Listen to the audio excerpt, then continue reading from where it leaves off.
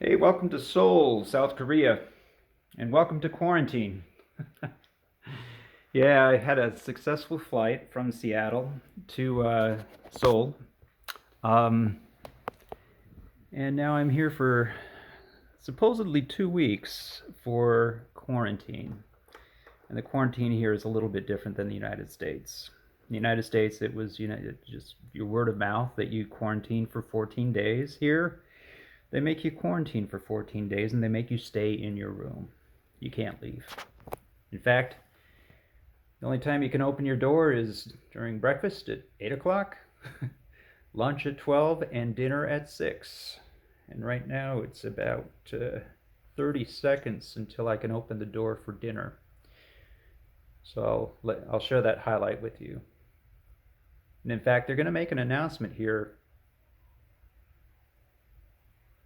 right now. So let me open the door and I'm going to grab dinner.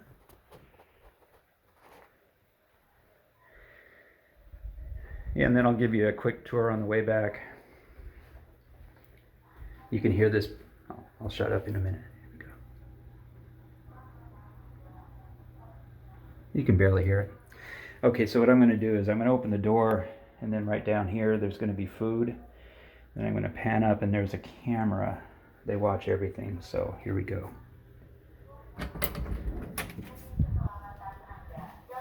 Dinner! Whoa! Whoa! There's a camera. Hello! All right. Excellente. We'll just put this food right here. I usually put it right there.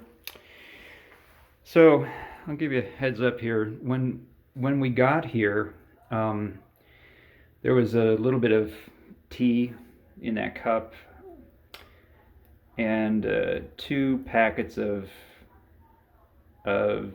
coffee, instant coffee. Well, that went fast. There, and you can't get anything. So if you're a coffee fiend or a tea fiend, or any kind of beverage of that sort, no alcohol allowed, by the way, bring it.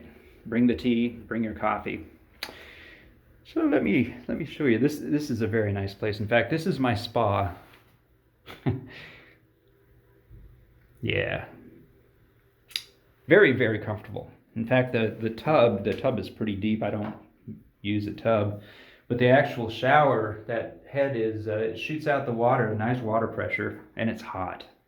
Very nice.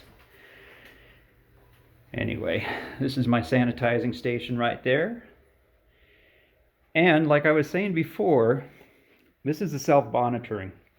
So you need to take your temperature in the morning and the afternoon, like 2 times a day. So I'm on day 6 right now, but actually it's probably day 5 because the first day was only we got in at night. So we'll see. And they give you a nice thermometer.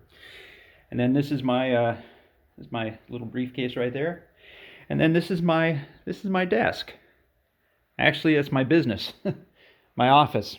So what I do is I sleep here, and it's a very comfortable bed. Go to sleep at around 10 o'clock. Get up at around 3 or 4, and then I make my way over to my office.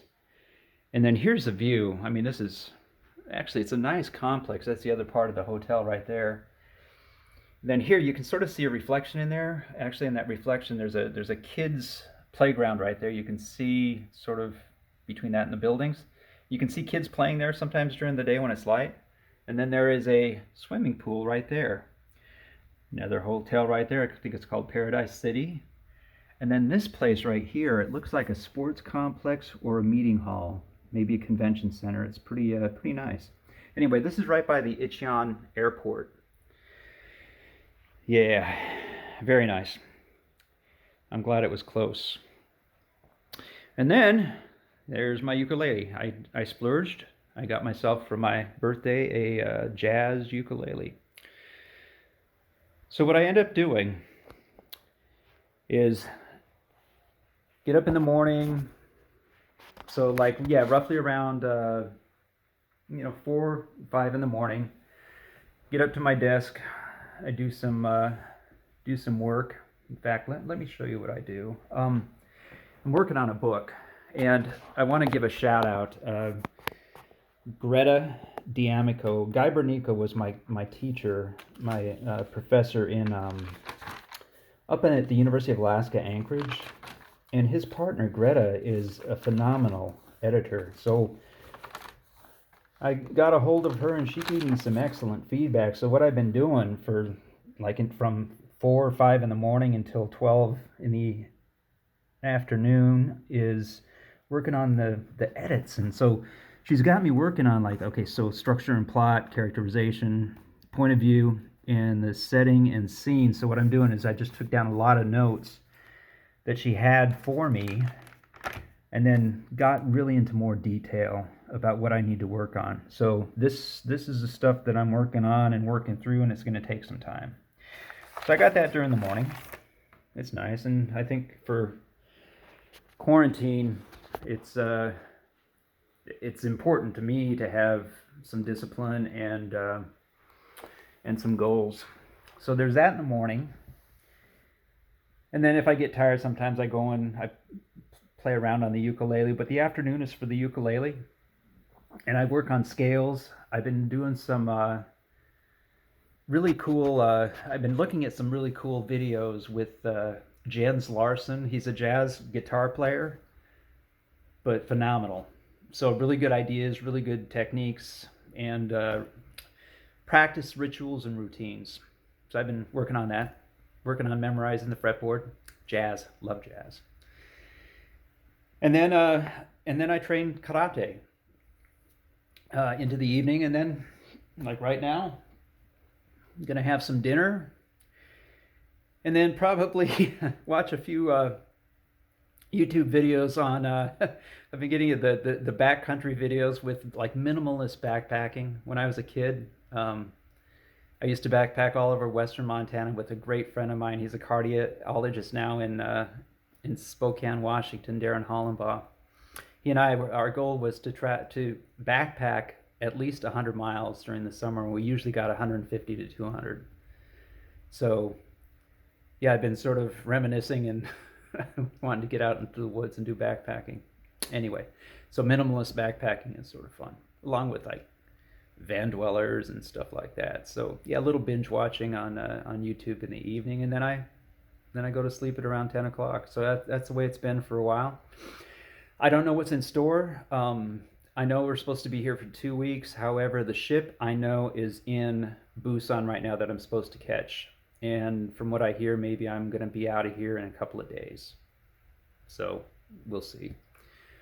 The big thing and the big takeaway that I got coming from here, and actually in La Paz,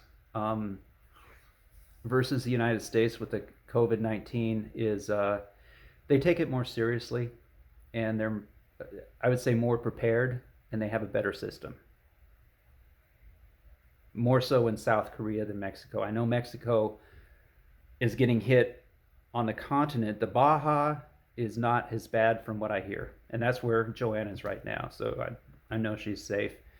She's practicing wearing a mask, social distancing, and keeping her hands and everything else clean.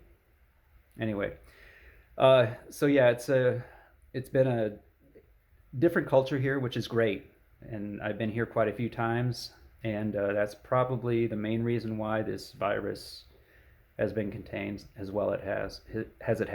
So it's good to be here. I miss JoAnne, but I'll be back in between 4 to 6 months. It's going to be interesting. So I'll keep in touch.